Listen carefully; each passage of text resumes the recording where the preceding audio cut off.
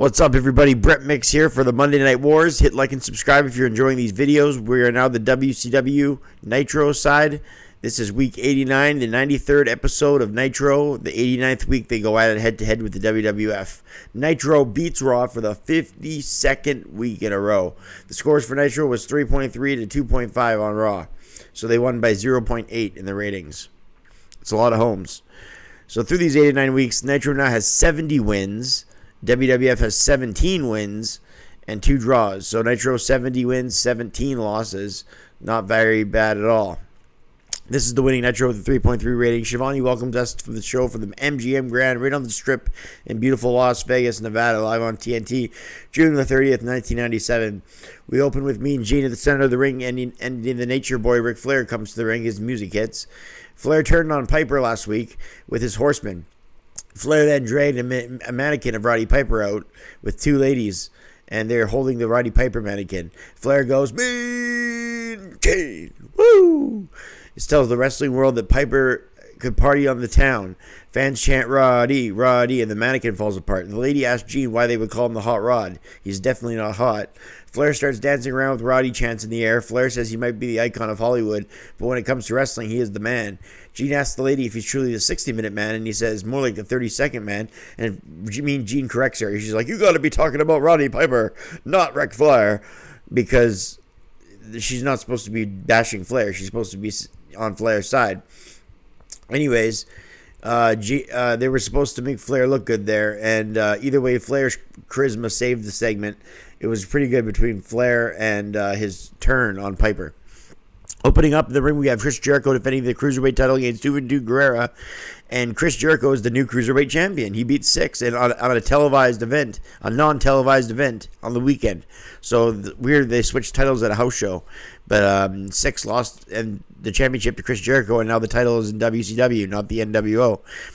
A good way to open up Nitro, Jericho with arm drag takedowns, side headlock takeovers, kip-ups, go-behind suplexes, modified head scissors. Hoovy slipped on the rope, made up for it a couple times. He botched because he's flying all over the ring. You're bound to have a couple of botches. Jericho chops him in the corner, and then a Hurricane Rana standing on the mat near fall. Chris Jericho with a backbreaker, and he works on the backs and legs of Hoovy to prevent him being called Air Hoovy. A huge suicide dive by Hoovy to Jericho to the floor. Jericho then hits a super Frankensteiner off the top and the walls of Jericho, and that's it. 6:48. Chris Jericho wins by submission in a great match. I rated 3 stars and a quarter. He retains the Cruiserweight title. After the title, he calls this the WCW title, not the NWO title. Six comes out and says, "The only beating you did," instead of beating him on a house show on the weekend, he says, "The only beating you did is at a hotel room." And Mean Gene goes, "You can't say that on TV." And Six is just like, "I can say that, man. I'm part of the New World Order." So Six and Jericho got in each other's face. Then Alex Wright pops in and says, "Gene, it's about time someone does an interview with me. I'm from Germany, and that's why you hate me. WCW's hold me down. I have a great body. Lex Luger can't compare." Jericho and Six both got escorted out by security while Alex Wright cut that impromptu promo. Next in the ring, we got another great match in Eddie Guerrero versus Dean Malenko. From a great match to a potentially another great match. I mean, these two guys put on all-time great matches in ECW. Malenko, the Iceman, jumped in from behind, and Eddie Guerrero with the European uppercut. Both guys have wrestled so many times that they could probably wrestle blindfolded against each other and have a 3-star match. This one was cut short, though. It only went 3:59. Eddie Guerrero won after Chavo arrives, and Malenko hits a brainbuster to Eddie Guerrero. Chavo gets on the apron, and Eddie runs into Chavo on the apron, a suplex and a frog splash by Eddie, who wins the match up top. So Chavo interfered, and Eddie wins. A match that wasn't fair from the beginning, but still good, as Eddie attacked Malenko before he even got to the ring. So I rated the match 2 stars and a quarter just because it's Eddie and Dean, and their chemistry is great, regardless of it going. It's fun for under 4 minutes. Mysterio requested time to talk to Mean Gene, and he's sick of being pushed around by bullies like Kevin Nash. He wants Nash tonight. Nash comes out and accepts the challenge. So Nash versus Ray, and he brings up being thrown in like a lawn dart to the trailer like a year ago on Nitro when they were outside in one of the most classic episodes of Nitro there has been. Bischoff shows up on a bike, shades on too. He's with Hogan, and they cut their same "You love me much as I love you" promo. They say Hollywood Hogan says he and Rodman are throwing a party in Vegas tonight, but he wants the Outsiders and Savage to be this 3 men to go up against Luger, Giant, DDP here tonight in a 6-man tag. Eric gets him to flex the muscles, and that's that segment. Steven Regal defends the TV title against Hector Garza. Garza is impressed in his 2 other Nitro appearances, but here that takes on one of the best in-ring generals in Steven Regal. Some fine chain wrestling. Garza went to play a high-risk game, but Regal went for his bread and butter, the ground game.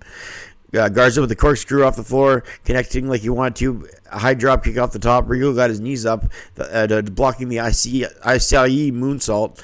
Then he locked in the Regal stretch and retained the title at 336 on Nitro. I rated it 2.5 stars. Steiner's joined Mean Gene for an interview next. Scott talks about how they're gone through the tough competitors to become #1 contenders. Rick says we aren't leaving until Hall and Nash accept the challenge. The Outsiders with 6. So does Vincent, Vicious, and Delicious all come out by Bagwell and Norton. That's Vicious and Delicious. Hall and Nash calls them the people's choice, the reason why they got them to sign a contract, but the thing about the contract is the Steiners didn't read that they have to beat Chono and Muda first on pay-per-view to get a chance at the Outsiders tag titles, so they didn't read the fine print, and Kevin Nash says, it's not my fault, we're smarter. Psychosis with Sonny Ono versus Super Kalos, so this is the 4th match in a row that could be really good because it's another cruiserweight bout. This match ends at 240 when Psychosis was helped by Ono holding him down. I gave it 1.25 stars. La Parka came out and hit Kahlo with a broken wooden chair that went everywhere. Psychosis and La Parka went after the other 2 guys who came to the ring. The Horsemen, Benoit, Flair, and Mongo took on the NWO, Bagwell, Chono, and Norton. So Vicious and Delicious with Masahiro Chono, NWO Japan, took on Mongo, Steve McMichael, Ric Flair, and Chris Benoit of the Horsemen in another 6-man tag. We have a 6-man tag main eventing, and then there's a 6-man tag. Nitro, it's been on fire so far from Las Vegas. This is another decent match. Didn't get a lot of time, though, so I rated it 1.5 stars. All 6 go in the ring, and the NWO end up attacking, and Benoit does his headbutt off the top. Next up, we have High Voltage, Chaos and Rage taking on Mortis and Wrath. Ernest Miller came to ringside here, and Voltage put it 115 after he interfered. Gave it 0.5 star. A limo pulls up in the back, and they go to commercial. Is it the mystery Impact player that the NWO has been promising to bring out, or is it maybe the potential partner of DDP for Bash at the Beach? We don't know, but they do show Raven sitting in the crowd for the first time. He's not an Impact player, but he has a disinterested look on his face. He spit on the ground when Mike Tenay interviewed him, asking him if he's either the partner or NWO's Impact player. They don't show who came out of the limo, though. Not yet. Jeff Jarrett versus Conan for the U.S. title. Jeff Jarrett retained the title with help from Ric Flair at 411, 1.75 stars. But after the match, Flair says Jarrett is no longer a horseman. Double J can't believe it. The fans pop. Jarrett leaves as Benoit says, you tried to conform, but the horsemen aren't conformable. He had his chance, but he's gone. So Jeff Jarrett kicked out of the horsemen. Kevin Nash took on Rey Mysterio Jr. as Rey wanted the challenge earlier in the night. He hit tons of drop kicks right away and was looking good, but then Nash dropped him with a jackknife, pinned him at 148. Nash hit Scott Dickinson, the official, and then jackknife Rey a few more times. All of a sudden, Conan came out to potentially help Rey, but he ended up attacking Rey on his legs, and then Rey had to be carried out on a stretcher. So Conan looks like he might have joined the NWO. Tons of stuff going on tonight. The main event was Nash, Hall, and Savage against Luger, Giant, DDP. This was a fun 6-man match that I gave 2 stars. Nash knocked the Giant off the apron. Sorry if you hear sirens in the background. That's just my apartment. Crazy city. DDP was still taped up with ribs. Luger had to go at it with Hall in the opposite corner. Luger goes for the 10 punches on Macho Man. Giant choked out Nash with his boot. DDP targeted the Macho Man's ribs for some payback. Hogan came involved, and then so did a lot of members of the New World Order. It ended in a no contest at 4 minutes.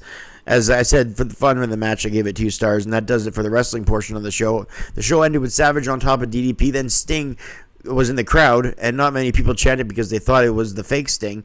All of a sudden, the real Sting comes flying, getting dropped down from the harness up top, and he points his bat, and he clears the ring of New World Order members. And then all of a sudden, Kurt Hennig comes out for the first time in WCW. Hennig walks down to the ramp, and then Raven jumps the barricade. People are wondering what is going on, and Nitro goes off the air with who is the mystery partner for Paige and who is the Impact player for the NWO. All we know is Kurt Hennig is there, likely the limo guy, and Raven is there too. Quality rise, I gave this Nitro an 8.5 out of 10 because it took place from the MGM Grand in Las Vegas. It had a nice feel to it. All the matches were great. Most of the matches were great, and the star power was phenomenal, including the debut of Kurt Hennig and Raven, and most of all, it left a cliffhanger. So this Nitro from Vegas, 8.5 out of 10, one of the best Nitros there's been.